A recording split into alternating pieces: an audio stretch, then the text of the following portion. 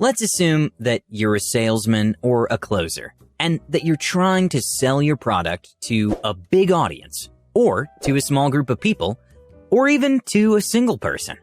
In today's video, I'm going to show you the main principles of successful selling. I'll also tell you what the best salespeople do and know in order to sell anything to anyone. When selling, there are two types of leads, cold and warm. Cold leads are people that might be interested in purchasing your product, but they don't know that you or the product exist. In order to reach them, salespeople use cold calling or door-to-door selling. But this is probably the hardest way to reach clients, since most of the people aren't interested in the product or service. Then, there are warm leads. These are people that you can call prospects, and they are already somewhat interested in buying your product or service, but they still have a certain level of doubt. The salesperson's job, in this case, is mainly to handle the product and answer questions that might stop people from purchasing. So, in today's video, I'm going to focus on leads that are at least a little interested in your product. But before we continue, if you haven't already, hit the like button and also tap the subscribe button and bell notification icon, so you never miss any of our videos. Now, let's continue. You see, most people, when they're trying to sell something, they focus on using fancy, academic, and complicated words, while listing a huge number of benefits and talking so much and so fast that they lose the prospect almost immediately. And that's a very common mistake that will never work effectively, especially if you're talking about an expensive product. So below are some of the best rules of selling that will change the way you approach any negotiation, interview, or selling context. In the description box and a pinned comment, I've included a timestamp of each rule, so you can easily jump through them. The first rule is 1. People buy with their emotions and justify with rationality. 2. People don't buy if there isn't a problem to solve. 3. People don't buy what they don't understand. 4. Be a problem solver, not a salesperson. Now, let's start with rule number 1. People buy with their emotions and justify with rationality. Most salespeople think that listing the benefits of the product is the most logical way of selling. They think that the prospect is going to only think rationally and choose the one that has a lower price and better features. That apparently makes sense, but in reality, people don't care that much. It isn't effective. People are bombarded by products and advertisements all day long.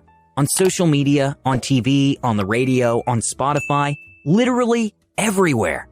The moment you wake up and open your phone, boom, an ad just popped up. So if you're just listing a bunch of features, you'll be immediately labeled as another one of those salespeople that want to take people's money. You need to leverage people's emotions, and that's the most effective way of selling.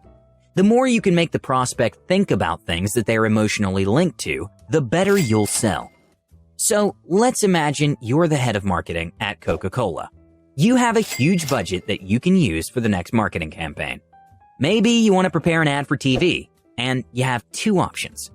Campaign 1 is a video that tells people how good your drink is, how cool the bottles are, and how tasty the soda is.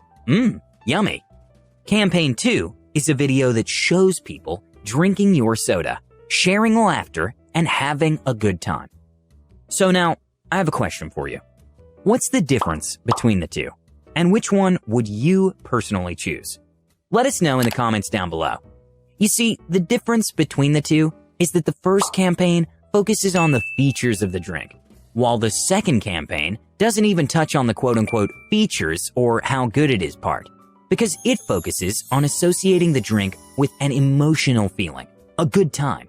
The most effective one is the second campaign. For example, it might contain a family having dinner together and happily drinking your soda. Or it could be a couple having a picnic, also having a great time together. The goal here is to make people visualize themselves in the same situation and leverage their emotions to make them associate the drink with happiness, family, love, and more. So now, you may be wondering, how can you apply this if you're selling directly to a prospect?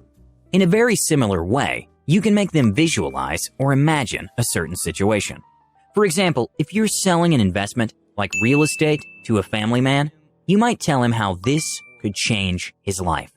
Describe to him how a successful investment could make him go back home one day with a lot of money available for his family to take a new vacation and spend time together without worrying about money. After you leverage their emotions and make them buy, they will proceed to rationalize their choice. That's why people buy with emotions and then justify with rationality. Rule number 2. People don't buy if there isn't a problem to solve. Whenever you buy something, you buy it because you think that it will solve a problem.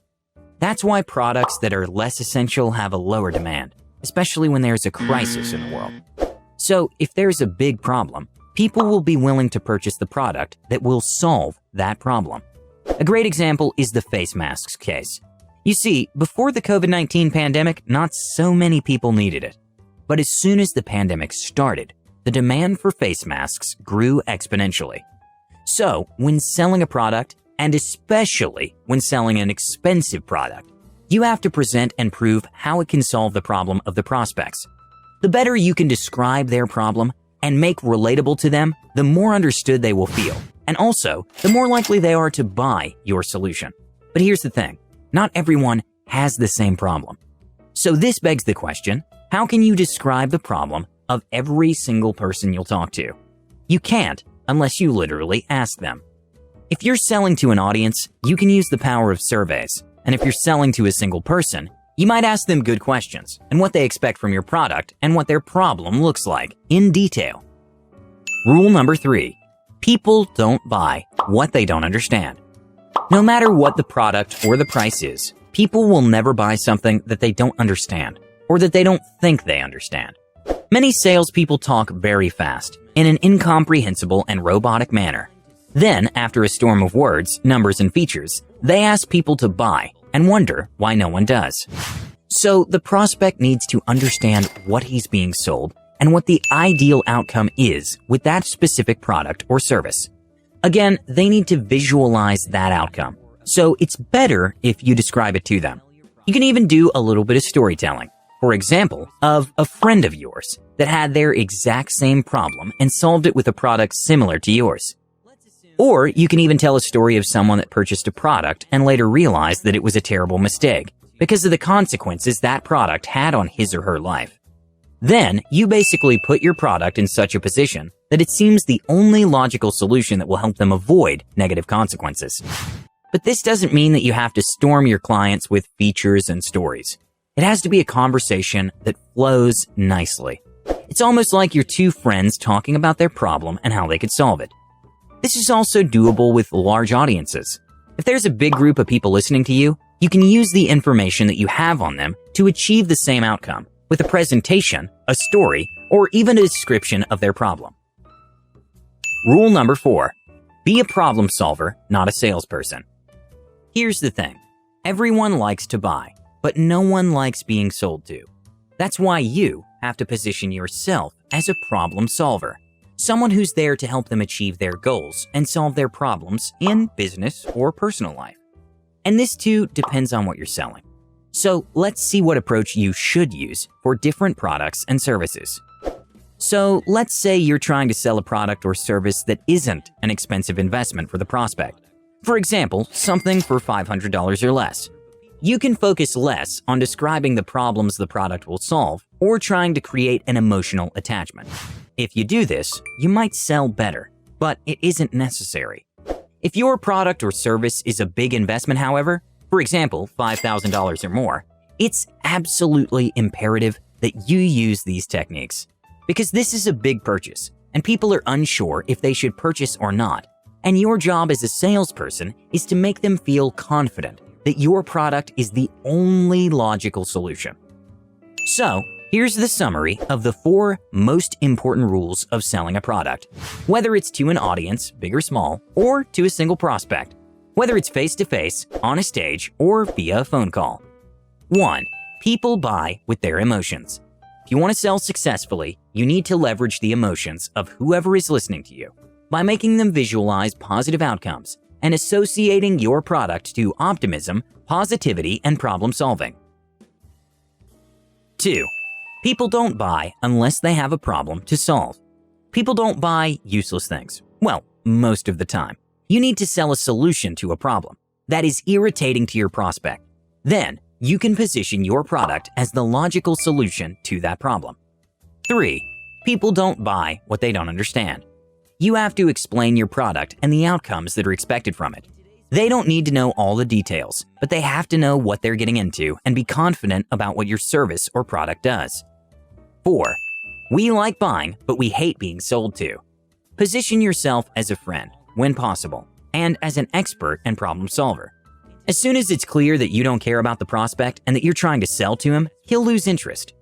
So, in conclusion, there are many other things that are very important when selling. For example, the fact that what people say about your product is infinitely more powerful than what you say about it. If you want to know more about business, investing, entrepreneurship, and many similar topics that are important for personal and financial growth, click the subscribe button now and the bell notification icon so you always stay updated on our latest post. And don't forget to tell us about your personal experience in selling products or services. What have we missed? Your opinion is very important, and we do our best to read all the comments. With that said, I'll see you in the next one.